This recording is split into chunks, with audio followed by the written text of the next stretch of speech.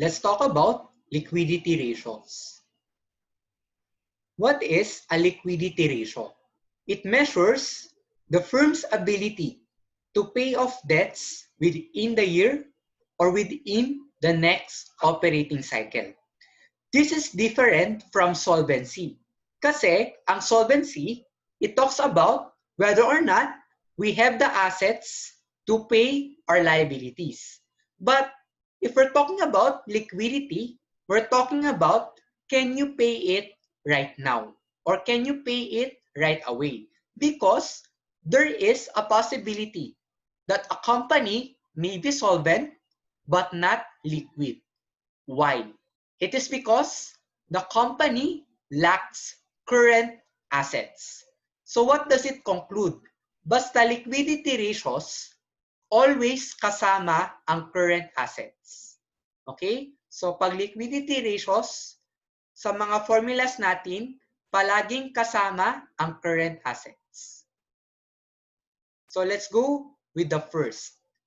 First is we have the current ratio. It measures the firm's ability to meet its short-term obligation.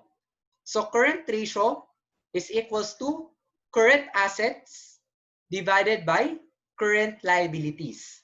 So it answers the question of, do we have the current assets to pay off our current liabilities?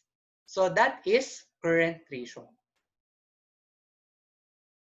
Okay, quick ratio. It measures the firm's ability to meet its short-term obligation using its quick assets. Ano yung difference niya kanina? Ito, hindi kasama ang inventory and other current assets. Ang kasama lang dito, cash, marketable securities, and accounts receivable lang. Bakit? It's either, number one, it is cash, or it can easily be converted into cash. Okay? So this is the logic behind quick ratio. Okay, marketable securities. There are others na marketable securities that is considered cash equivalents. So that is for marketable securities. For accounts receivable naman, ang gagawin lang natin, we will just collect.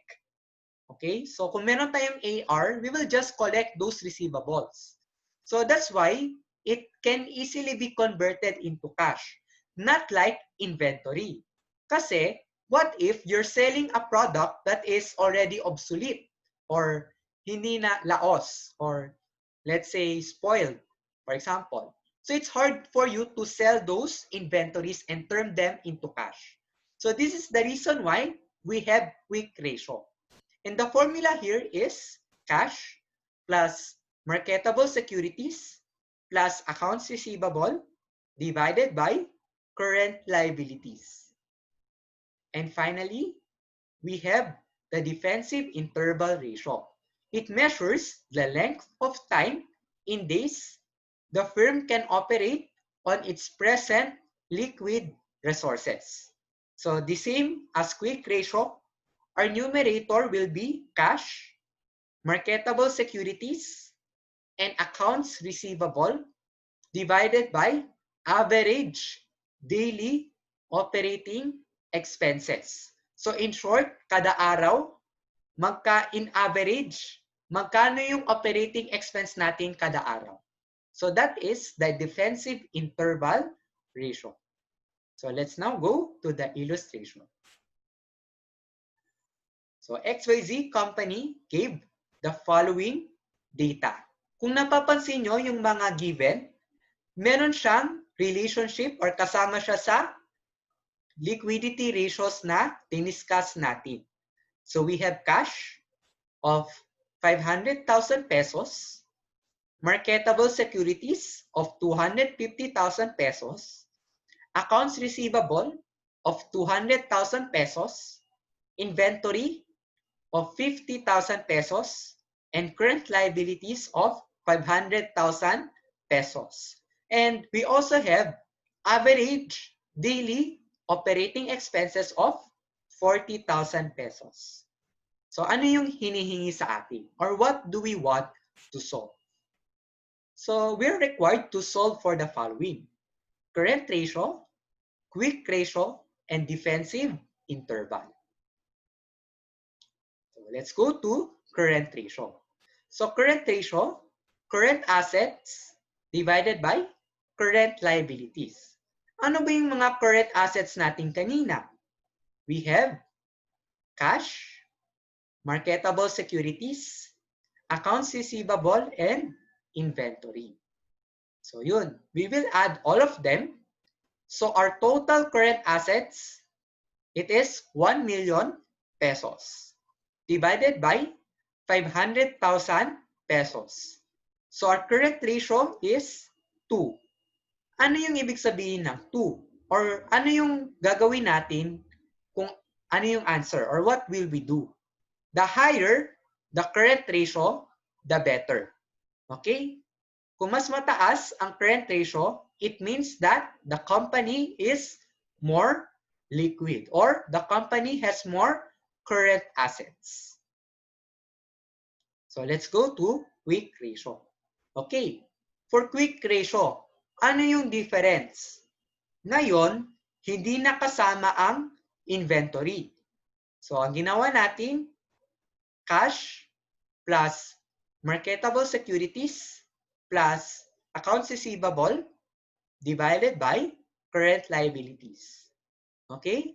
So 950,000 yung total sa numerator divided by 500,000.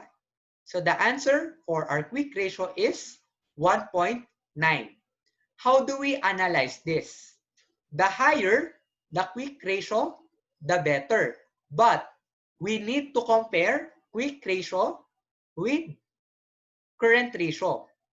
Why? Because kung malaki ang difference ng current ratio at quick ratio, it means that malaki ang inventory ng company. Okay? So kung mas malaki yung difference ng current ratio at quick ratio, it means that the company has a lot of inventories. Okay? Or other current assets. And finally, defensive interval ratio. So we have cash plus marketable securities plus accounts receivable divided by average daily operating expenses. So we add 500,000 pesos plus 250,000 pesos plus 200,000 pesos divided by average daily operating expenses of 40,000 pesos. So the answer here is 23.75 days. How do we interpret this? It means that given the current or the liquid assets of the company can operate for 23 days. Okay? So given the liquid assets of the company can operate for 23 more days. Okay? So yun yung ibig sabihin ng defensive interval ratio. So kung mas longer or the more the days or the longer the period is, the better. Okay? So that is for defensive interval ratio. So, okay? So that's all for our video. So thank you.